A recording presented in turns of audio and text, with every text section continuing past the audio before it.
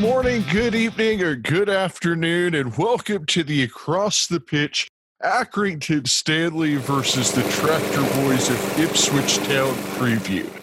My name is Phil Kennedy, and I'm joined by Tony Robinson today, where we're going to go over the match kind of in the format of the match preview articles I've written in the past that you might be familiar with.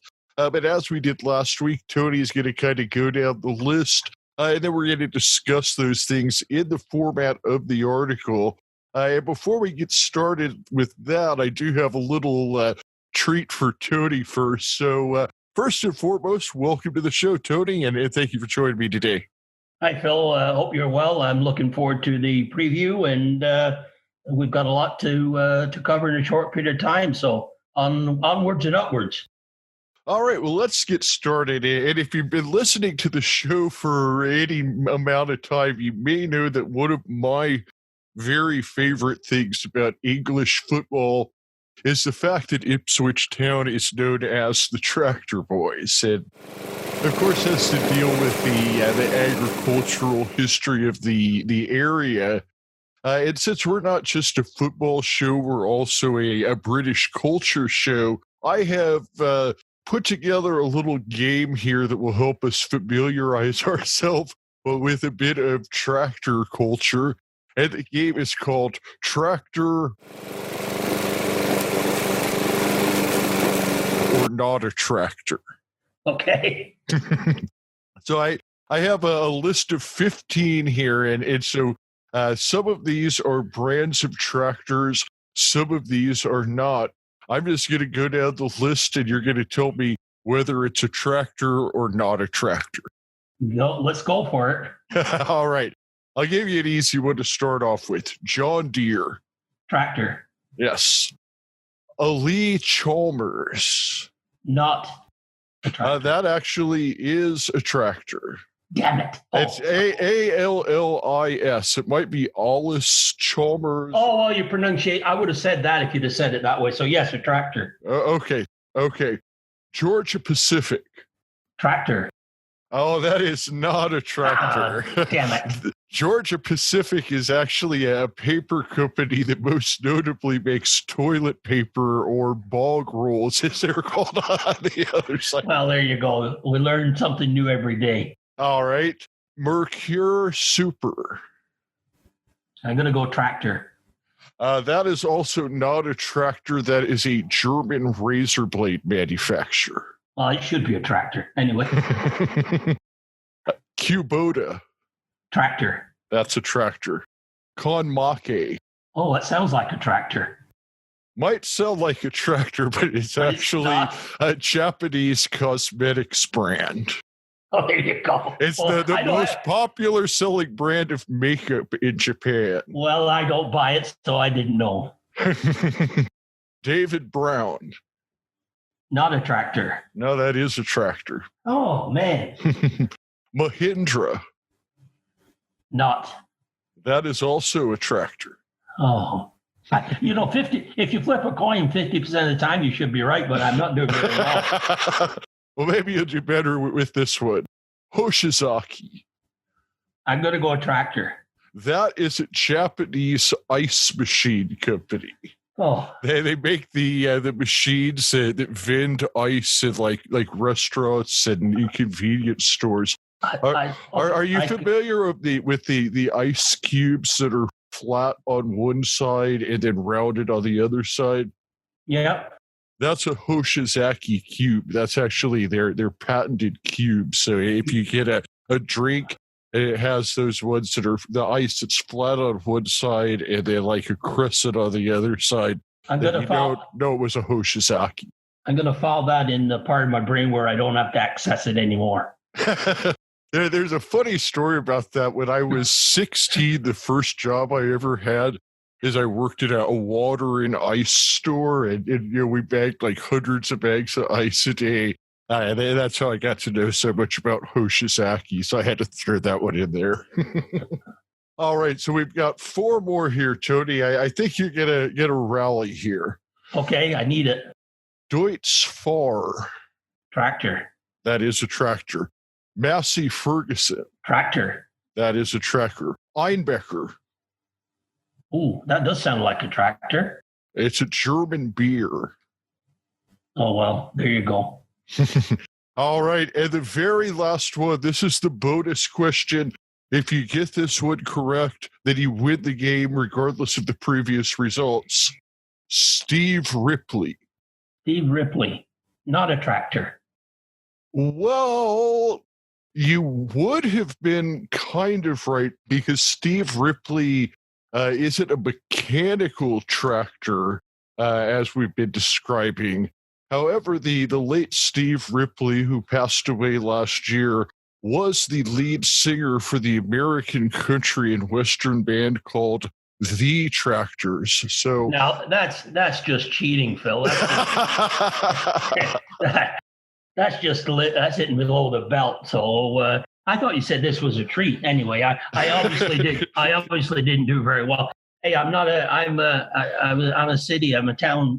Not a country boy. So I'm not going to know this stuff. Well, I thought that we might have a little fun with this, and I mean that's kind of what the whole point of this was. Because I'm glad you did. Like I said, this is something where we're learning about culture that we don't know about, and clearly there's not as many tractors in Accrington as there is in Ipswich. I think it's a good segue to get into something we do know about, and that's football. So onwards to the preview. All right. Well, we like to kind of start off by setting the stage here, and I think that one thing most people might have been surprised about is at the beginning of the season if we had told them this was going to be first place versus sixth place coming in. Yeah, I think. I think everybody expected Ipswich to be up there, but possibly not in first place. But they've certainly kicked off the season well with 4 wins and a draw. And Stanley probably doing better than some expected in sixth place with 9 points. Yeah, I mean, I think that both teams are off to a good start by their standards. Ipswich is 4-1 with the 13 points. Both clubs coming off of a win last week, so I think they're both in good form. Certainly at 9 points and in sixth place, that's just incredible results for Stanley. Looking at the goals for and against, Ipswich has 11 goals for, only 2 against, which is a difference of 9. So I mean, they're really just kind of kicking some butt out there.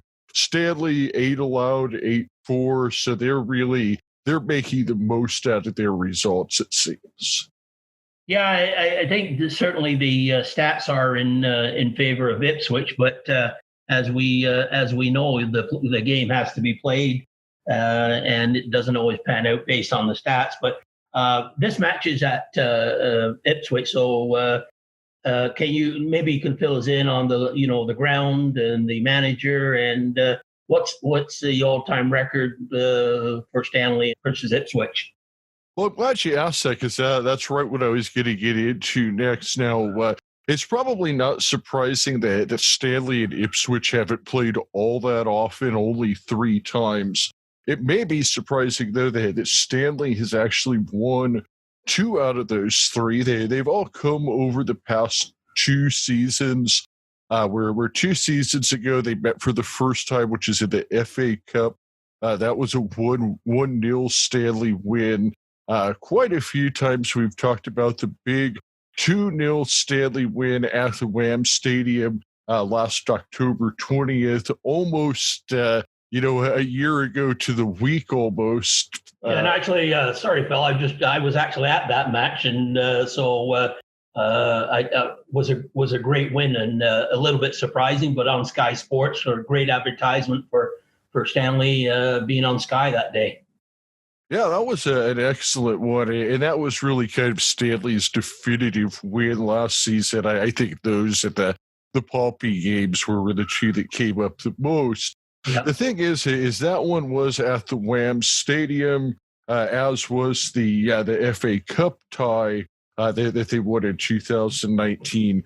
The only time that they have traveled to Ipswich Well, let's say it just quite hasn't been the same outcome. That was a 4-1 loss last January, the 20th, and that was that match where Caden Jackson, who many Stanley fans are going to be familiar with, had a big game and scored against Stanley. But it just seems like at Portman Road, which is Ipswich's ground, that Stanley just wasn't quite the same club that they were when they played Ipswich at home. One thing I did want to mention real quick, we always go over who the referees for the match are. The referees for the match tomorrow, Robert Lewis is the main referee, and then Daniel Cook and Alistair Ross are going to be your assistants, and Will Finney is going to be the fourth official, getting the earful from Jimmy Bell. Well, and I'm assuming he'll hear some from the Ipswich coaching staff as well. Speaking of which, Paul Lambert obviously is an experienced manager. Again, what's your thoughts on him as a manager at Ipswich? Well, I mean, I think that we've talked about a lot with Sunderland and how with Parkinson, they've brought in a manager that knows the lower leagues of English football. Now with Lambert, he's been around with Ipswich since 2018 now. But if you look through his history, most of the coaching he's done in England has generally been at the Championship, at the League One level. So, I mean, he's a guy that definitely knows the league. He seems to be getting some results, especially this year so far. But as we talked about last year, they got off to a hot start last year and couldn't really sustain it. But, I mean, if they keep up 2.2 goals scored per game and 0.4 allowed per game, which is where they're at right now, then obviously Lambert's getting his job done. Yeah, and those are stats that obviously look good after 5 matches. To me, I think they're probably unsustainable and will level off somewhat. Just a question of to what degree and when it does. So yeah, I think he's doing a good job at Ipswich. Is definitely a team that will be in the mix at the end of the season. I think, like you said, that it is unsustainable, but we do need to talk about injuries real quick. Because one thing that is impressive is that Ipswich has been doing this with some injury problems. I did read that John Nolan, who missed the last game, is expected to be back against Accrington. Stephen Ward, he picked up an Achilles problem against MK Dons a few weeks ago. He's expected to still be out. The other thing is Caden Jackson, who we mentioned earlier, he's been battling a groin injury all year. He did make his first appearance of the season. He subbed out against Blackpool for 34 minutes last week. So I don't know if he's going to be ready to be back in the starting lineup, but we do know he likes to come and play against his old club. Another thing that was noted in the match preview, actually on the Accrington website, is that Jackson has been linked to a move to Birmingham. So if that happens, I have to imagine that there would be some kind of money in it as a sell-on fee for Stanley. Yeah, I think I think he will see an appearance again. Like you said, he came on at Blackpool, and I would be looking at him making a second half appearance. And I think Lambert would use the fact that he played for Stanley and bring him on at some point in the second half. Yeah, I agree. And before we get on to the lead story here on the Stanley side of things, Dion Charles will be sitting out his third match, so he will be serving the very last match of his suspension. Going to be good news why we're going to be getting him back, which we'll talk about later. Also, it was mentioned that both Sean McConville, who's been doing a fantastic job in the booth, but we really need on the field, and Mo Singare are close to returning. So I would say over the next few weeks, you're going to see Stanley get close to firing on all cylinders. Yeah, and actually, that's not the lead story, I take it, Phil. You've got some other topic that you want to cover in the lead story. Well, yeah, absolutely. And honestly, right now, this is kind of a projected lead story more than anything else, because I don't have anything to confirm it. Obviously, John Coleman is not a guy who's going to tell you what his starting lineup is more than an hour before the match starts.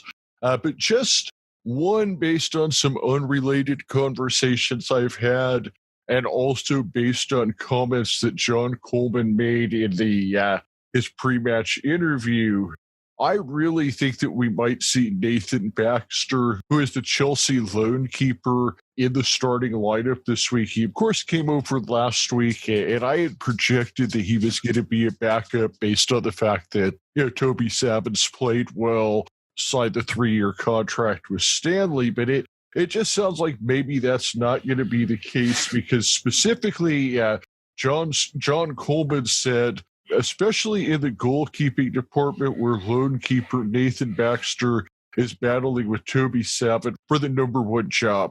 Nathan's attitude is unbelievable. He's been first class since he has come in and conducts himself really well.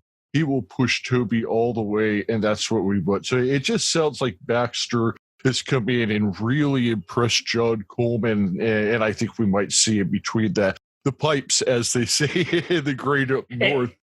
What do you think? Well, I was just wondering, I was just going to get your thought. Do you think it's more of not necessarily protecting Toby against a team like Ipswich, but more giving Nathan Baxter the opportunity to show what he can do against top opposition? Well, I mean, I think that the fact that John Coleman in his quote specifically said the words number one spot seems like he's not going to maybe have a rotation, which it sounds like you're talking about, where maybe, each keeper would start 25 games. I think that he's looking to have a clear-cut number one, and Chelsea isn't a team that's going to send players to Stanley and expect him to sit on the sideline either. Well, I think past history would indicate that when Coleman gets a quality keeper in, he tends to play them, I can see that might be an option. If you're gonna play him, I think this may be the time to introduce him into the team. So we'll see when the team selection is released who the starting keeper is. Yeah, absolutely. And I think that kind of leads us into our player snapshots today. And the first thing I wanted to mention was kind of what I'm calling the Chelsea 3, or how Accrington Stanley has become Chelsea North of late. Right. So we just talked about Baxter, but of course we had John Russell. He's a Chelsea loanee, celebrated his 20th birthday last week with the game-winning goal for Stanley. He was named to Team of the Week. And then also we have Tariq Uwakwe, who we've already had on the show, has just been class all year. Uwakwe right now, even though he did miss one match with the injury, his 31 crosses are first of the team. Joe Pritchard is second with 26. Ross Sykes is third with 12. So, I mean, Uwakwe and Pritchard have really been the supply line for Stanley this year. And, of course, we talked about how we, of course, lost Jordan Clark, Jerome Apaku, McConville's been injured. So just a lot of the guys that were putting the ball into the box last year have kind of left Stanley. So it's really going to be big to make sure that Uwakwe and Pritchard and McConville, when he comes back, are firing on all cylinders, because I think that would be kind of the one question mark I would have is the supply line to the strikers, and then also the end production from the strikers as a result. Yeah, and I think one addition to that, Phil, is the supply chain of supplying the ball to the wingers, and I think the center backs we've got, and that was evident in the last match where we had two key passes to the wingers, who then for Pritchard led to his goal. So there is, and those don't show up in the stats as crosses into the box, but are just as important, because the ball is being supplied to the wide men, and it's not just coming from the midfield; it's coming from the center backs. Well, absolutely. And I think that's where bringing in a guy like Michael Nottingham is going to really pay off. And we saw that this week. And another guy that's going to be important is Matt Butcher, who we actually will have joining us on Monday. And Matt Butcher, he's really been a key cog. He's one of 5 players that have played all 450 minutes for Stanley so far this year. He was a guy that came over expected to play more of a box role. We've seen him playing more of the number 10, I think in some cases out of necessity more than anything else. But I just think that he is really an important guy where I think that Stanley's attack this year has looked their best when he's functioning as an attacker. Has that been your observation, Tony?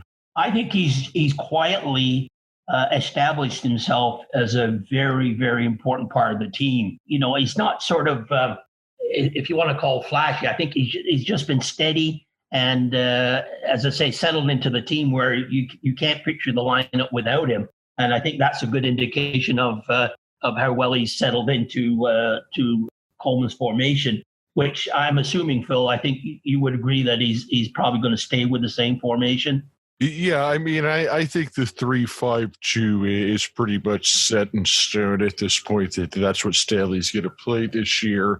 And let's talk about the 2, and this is kind of the last of my player snapshots. In my articles and in my analysis, I try to 90% of the time only talk about positive stuff.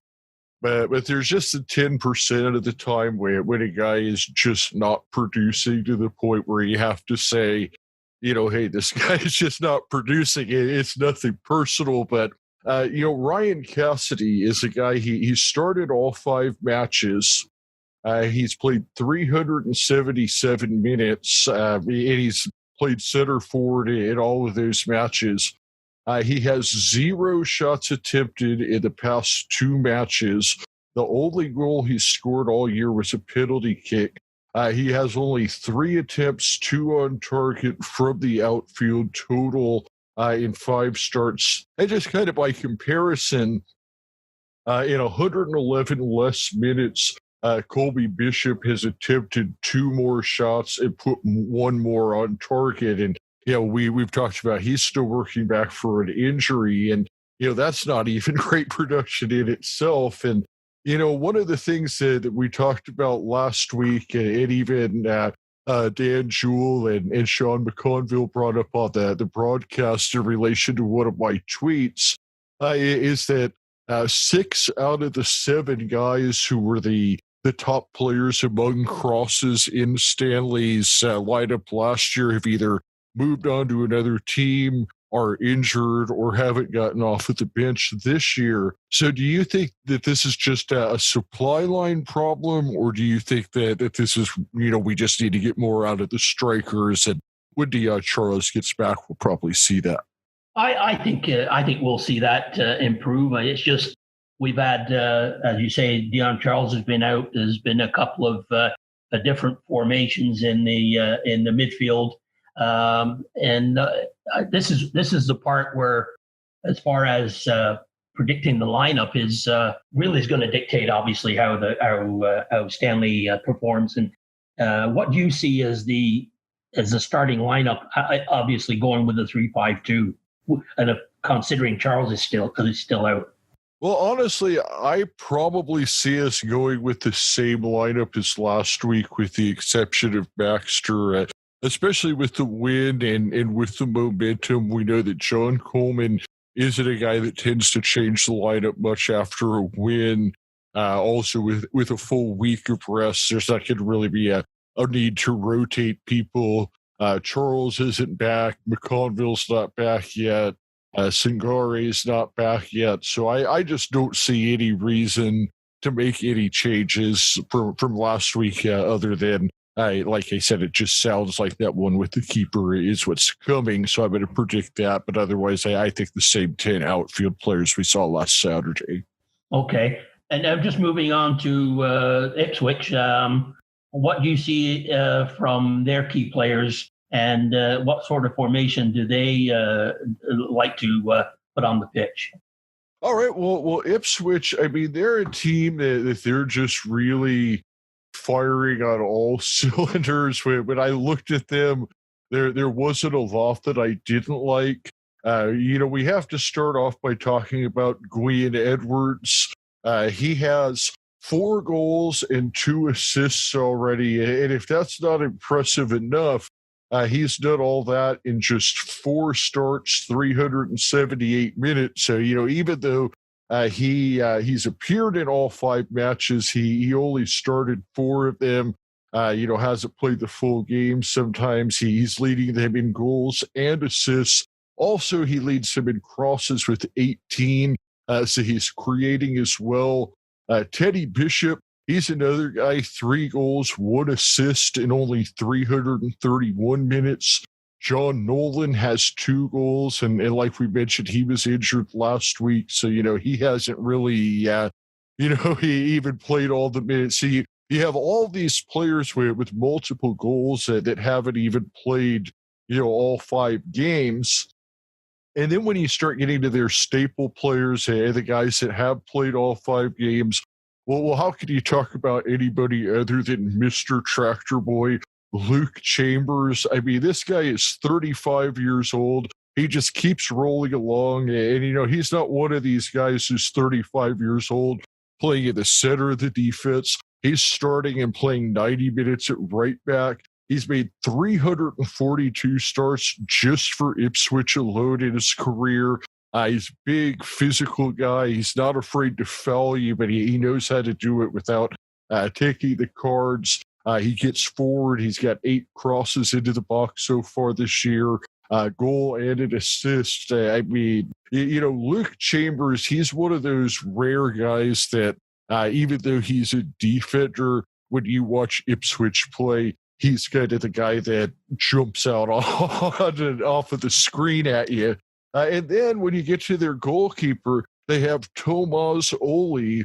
Well, this guy has stopped 8 out of the 10 shots he's seen, which is 80%. And we've talked about anything over 70 is good. 3 clean sheets in 5 matches.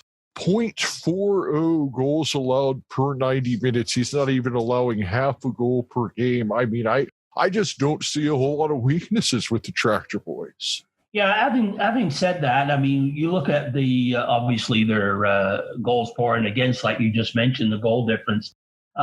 They did pull out of the one match that they didn't win. They got a draw, and it was against MK Dons. And really, it boggles the mind based on the rest of the season, because in that match they were outplayed with possession by 66 to 34%. They only had 1 shot on target, which they scored, but they only took 3 shots and 1 on target, and allowed 13 shots with 5 on target. So I think when you look at that, that's got to give some hope to Accrington that they can play with these guys. I think you cannot afford to give up the ball in your own half, because make mistakes in your own half, and with the quality of the players that you've mentioned, Phil, they do punish you, and they do counterattack quickly. But I think there's a sliver of hope for of optimism when you look at the dud that they came up against MK Dons. Yeah, I mean, I think the one key thing to look at, though, is that one was at Stadium MK, and as we mentioned from last year, Ipswich just seems to be a different team on the road. So if this was at the Wham Stadium, I would have a lot more confidence. But getting into our betting spot, so here's what we have. If you bet on Accrington Stanley tomorrow, even a little bit of money, and Accrington wins, you'll be a somewhat wealthy person, which is generally not what we want to see, because a $10 wager on Accrington Stanley is going to pay you back $47.50 plus your 10 back. They're at plus 475. And anytime a team is going off at nearly 5-1, That generally isn't a good thing. I'm not saying that it never happens, but I'm looking at all of the odds for all of the League One games that are happening tomorrow. And the plus 475 for Stanley is the highest. So there's really no bigger underdog coming in tomorrow than Stanley. Ipswich is at a minus 159. What's minus 159 mean for you? Well, it means that you're betting $10 to win $6.30. So you'd get $16.30 back with your original 10. So I mean, any time that it's down like that where you're betting significantly less than even money, that tells you that the casino is begging you not to bet that way. The draw is going off at plus 260, just above the plus 250 that I like to look at as the number where the draw is really coming into play. So I mean, this just tells me that the folks at DraftKings.com think we're going to see a Tractor Boys win, and then it's going to be pretty convincing. So based on that analysis, and I'm not surprised based on what you just said, what is what we all like to hear is what your prediction for this match? I'm going to go with 2-1 to the Tractor. Okay, you know what, I think you're probably not far off on that one. I think that was my initial thoughts on it, but my thought is that the Tractor Boys have beaten a lot of bad teams 2-0 this year, and Stanley's not a bad team, so I don't think they'll get shut out. I think that they'll get a goal, but I just think Ipswich has too many players right now, and the way that Ole's playing at goal, I mean,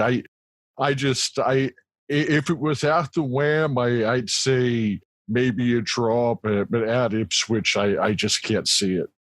Okay, well, I'm going to throw a monkey wrench into it, Phil, and I'm going to predict a 1-1 draw. All right. If one of us is right, I hope it's you, but really I'm hoping that neither one of us is right. Well, I hope, yeah, it would be nice. I mean, that could be our surprise of the weekend if they do pull off a win. Like you say, everything's pointing to a Ipswich win, but as we say, you have to play the game, and let's hope we get we come away with some points from Ipswich on tomorrow. Well, it would undoubtedly be the surprise of the week, and the reason that I say that is because, like I mentioned, Stanley is going off at a plus 475 tomorrow. Next biggest underdog on the list is Swindon Town against Sunderland at plus 335. So basically, you're betting $10 to win $47.50 on Stanley, $10 to win $33.50 on Swindon. So I mean, it's not a small. They're pretty significantly the biggest underdog on the whole table. So yeah, if Stanley pulls it off tomorrow, it'll be 2 screams from Howard Dean. Well, the Stanley always seem to do well when there are an underdog, and let's hope they enjoy that role against Ipswich. So looking forward to the match, and let's hope we get a result. I hope so too, Tony, and thank you for joining me today, and thank you for being a good sport with the tractor or no tractor. I'm glad you didn't give the score on that one. Having said that, on Stanley on, Phil. On Stanley on. Cheers, Tony. Cheers.